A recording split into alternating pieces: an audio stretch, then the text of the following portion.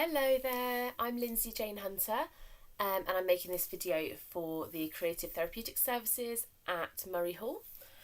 And so today's video is about how to make these amazing salt jars. So you should be able to see there all the different colours inside the jar. And there's another one there as an example. And we're going to make these today. This is one of my favourites. So what you're going to need is an empty jar. Doesn't really matter what it was from, just make sure it's really clean, and definitely make sure you've taken the label off before you start. So otherwise it's going to be really hard to do at the end. So an empty jar, a massive thing of salt. This is the thing you might need to get whenever you're going out for essentials. You can get these in the supermarket, so about 20p. So massive thing of salt, just normal table salt, some sheets of paper. You're probably going to need about 6 sheets of paper. They can be scrap paper, they can be the backs of letters, they can be newspaper, it doesn't matter, it's just as a surface, but you're going to need a few sheets. And you're going to need chalks. So if you've got big chunky chalks, that's amazing. And if not, then these normal chalks are great too. Any chalk is fab, and you're going to want a few colours. Okay, so the first thing that you do, I'll put some paper underneath in case I spill salt everywhere. You take the lid off your jar and you pour the salt in. This is my favourite bit. And you just pour it in all the way to the top until the jar is completely full. And even when you think it's full enough, it's probably not. It should be like overflowing out the top, absolutely full to the brim. So you want to fill it all the way up. And then you're going to spread out all your sheets of paper. So you've maybe got 5, 6 sheets of paper, depends a bit how big your jar is. And you're going to pour the salt out until you've got none left in the jar into piles on the paper. It might be about that sort of size. So you should have then an empty jar and lots of sheets of paper with piles of salt on them. And you might need to spread out a bit on a table or on a floor. Okay. And then you're going to get your chalks and colour in the piles of salt. Like this. Makes a good noise.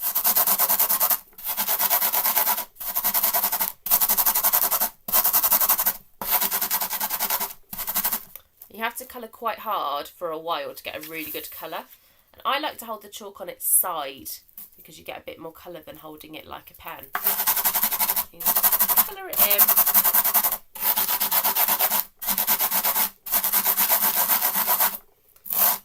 And the more you do, the brighter the colour of the salt will go. So you'll be able to see it starting to mix in.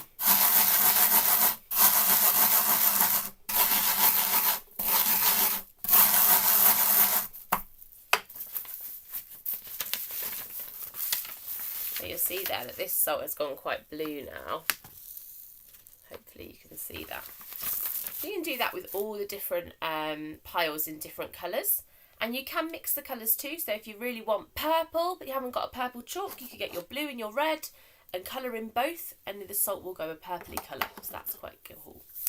So what you can do when you're colouring in your salt and when you're choosing your colours is you can choose colours that remind you of things that you are really proud of about yourself. Things that you like about yourself, things that you work hard at, things that you are really glad are part of who you are, and you can kind of use those colours to represent those things about you. So you might say, oh, I've got blue because I'm really, really good at listening to my friends when they need somebody to talk to. And so I'm using blue to represent my good listening and to remind me that I'm a good listener. Or you might say, I'm going to choose red because I'm really funny and I'm good at making people laugh. And so red is going to be my colour that reminds me that I'm funny. And you might want to write those colours down somewhere to remind you. Or you could write them down on little tiny bits of paper and you could hide them in the salt. So there's secret messages inside your jar. And that would be another thing you could do. So then what you do, once you've got all your colours and you've thought about what the colours represent for you, is you get your salt jar and you just kind of pick the paper up like this and you pour the colours back in. So you can do like all your blue, all your red, all your yellow in like big chunks, or you can do like a bit of blue, a bit of red, a bit of yellow and get lots more layers. And that's completely up to you.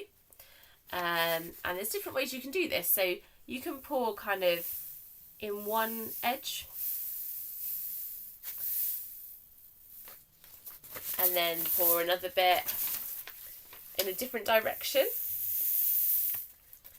And if you do it like that, what you'll start to get is kind of layers where the different colours all make different layers, and it will look a bit like this one at the end where you've got kind of different layers of different colours. Or if you want them to be in flat layers, after you put one in, you can give the jar a little tap and it will flatten it out. And then you put the next one in, give it a little tap, flatten it out, and you'll get kind of flatter layers, more like this one or this one. So once you've put all your salt back in and you've got beautiful colours, you want to make sure it's full right to the very top again. So if you've lost some salt along the way and it's not full to the very top, just pour a bit more in. You can colour a bit more if you want, or you can pour some white in at the top so it's absolutely full. And the reason that's important is to make sure that all the salt doesn't move around inside the jar, because you'd lose all your beautiful patterns. So you need to make sure that it's absolutely full so it can't sugar about. And then you put the lid back on, and then you will have a beautiful salt jar that you can look at and remember all the things about you that you've put into that jar. And you could, if you wanted to, use a permanent marker to write those things or draw them on the jar. So this one, I've written on there, unique, creative, brave, funny, kind, and I've also decorated the lid of that one. So you could do that if you wanted to. You could write on the outside or decorate the outside to make it even more beautiful and personal for you. Or you could make one as a present for somebody else and write all the things on the outside that you've chosen the colours for that you love about them too. That would be a really lovely, kind thing to do. So these are beautiful salt jars.